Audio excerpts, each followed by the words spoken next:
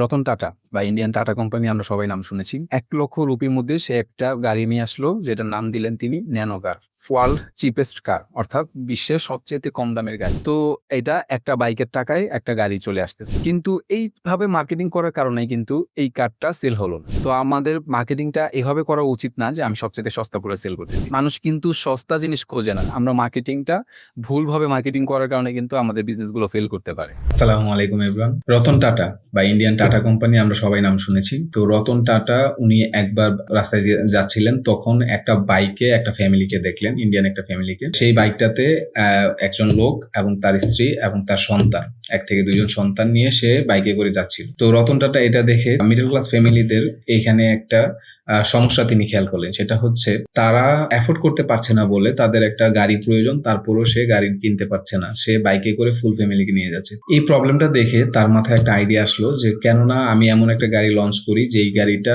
খুবই অ্যাফোর্ডেবল হবে এবং বাইকের দামেই গাড়ি কেনা যাবে এবং এই মিডল ক্লাস ফ্যামিলিগুলো সেই গাড়িতে চড়তে পারবে। তো সেই চিন্তা থেকে তিনি 1,00,000 টাকার মধ্যে একটা 1,00,000 টাকা আমি বলছি, কিন্তু ইন্ডিয়ানে রুপি, যাই হোক, তো 1,00,000 রুপির মধ্যে সে একটা গাড়ি নিয়ে আসলো, যেটার নাম দিলেন তিনি ন্যানো কার।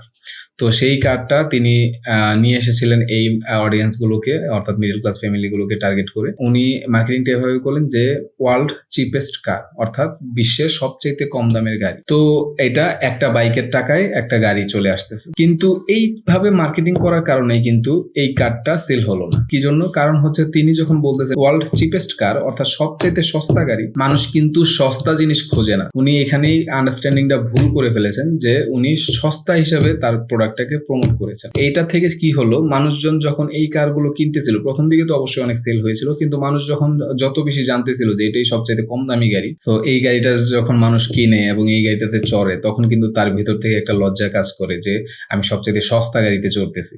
তো এর থেকে দেখা গেল কি যে যখন মানুষ 1,00,000 টাকা বাজেট করতেছে একটা কার কেনার জন্য, তখন সে আসলে এই ব্র্যান্ড নিউ ন্যানো কার কিনতেছে না, সে হয়তোবা সেকেন্ড হ্যান্ড মারুতি কার কিনতেছে, যেটা হচ্ছে এটা থেকে আরো দামি, কিন্তু সেকেন্ড হ্যান্ডে এই দামে পাওয়া যায়। অর্থাৎ ব্র্যান্ড নিউ থেকে সেকেন্ড হ্যান্ড কারকে মানুষ বেশি প্রিফার করতেছে। এটার একমাত্রই কারণ যে মানুষের মেন্টালিটিতে ঢুকে গেছে যে এটা ওয়ার্ল্ডের সস্তা গাড়ি। তো এইভাবে আমরা ছোট ছোট বিজনেসম্যান যারা আছে তারা অনেকে সেম ভুলটা করে। তারা তাদের প্রোডাক্টকে দেখাতে চায় যে সে সবচেয়ে সস্তা প্রোডাক্ট সেল করে, অর্থাৎ সবার চেয়ে কম দামে সে প্রোডাক্ট সেল করে। হ্যাঁ, এটা তো অবশ্যই ভালো যদি আপনি আপনার কম্পিটিটরের সবার থেকে সস্তায় প্রোডাক্ট সেল করতে পারেন, সেটা অবশ্যই ভালো। কিন্তু মার্কেটিংটা যদি আপনি এভাবে করেন যে আপনি সবচেয়ে সস্তা প্রোডাক্ট সেল করতেছেন, তাইলে কিন্তু সমস্যা আছে।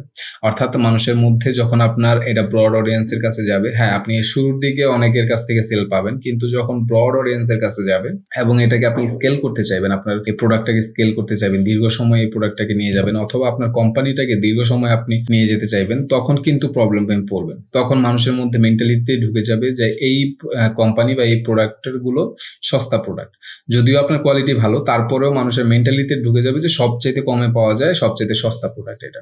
তো আমাদের মার্কেটিংটা এভাবে করা উচিত না যে আমি সবচেয়ে সস্তা প্রোডাক্ট সেল করতেছি। হ্যাঁ, এই সেম কথাটাই কিন্তু ভিন্নভাবে মার্কেটিং করা যায়। ভিন্নভাবে কিরকম? যে আমি সবচেয়ে অ্যাফোর্ডেবল প্রাইসে দিচ্ছি, আমি এই বাজেটে সবচেয়ে বেস্ট প্রোডাক্ট দিচ্ছি। দেখুন, শুনতেই কিন্তু এই বিষয়টা কত ভালো লাগে যে আমি এই প্রাইস রেঞ্জে সবচেয়ে বেস্ট প্রোডাক্ট দিতেছি। কিন্তু আপনি যখন বলতেছেন যে আমি সবচেয়ে সস্তা প্রোডাক্ট দিতেছি, তখন কিন্তু শুনতেই একটু নেগেটিভ মনে হচ্ছে। হ্যাঁ, তো এই বিষয়টা আমাদের সবসময় খেয়াল রাখা উচিত। আমরা মার্কেটিংটা ভুলভাবে মার্কেটিং করার কারণে কিন্তু আমাদের বিজনেসগুলো ফেল করতে পারে। তো সবসময় হিউম্যান সাইকোলজিটা আপনি চিন্তা করবেন। কাস্টমার কখনোই আপনার থেকে সবচেয়ে সস্তা প্রোডাক্ট চায় না। কাস্টমার চায় তার যে বাজেট, তার কাছে যে বাজেটটা আছে, যে বাজেট দিয়ে সে প্রোডাক্টটা কিনবে, সেই বাজেটের মধ্যে সে বেস্ট প্রোডাক্টটা চায়। আমাদের সবসময় এটা খেয়াল রাখা উচিত যে আমাদের মার্কেটিং যেন কাস্টমার আত্মসম্মানে না লাগে। অর্থাৎ কাস্টমার আমাদের প্রোডাক্টটা পরে বা পারচেজ করে সে ভালো ফিল করে। তো সেই জিনিসটা সবসময় আমাদের মার্কেটিং এ মাথায় রাখা উচিত।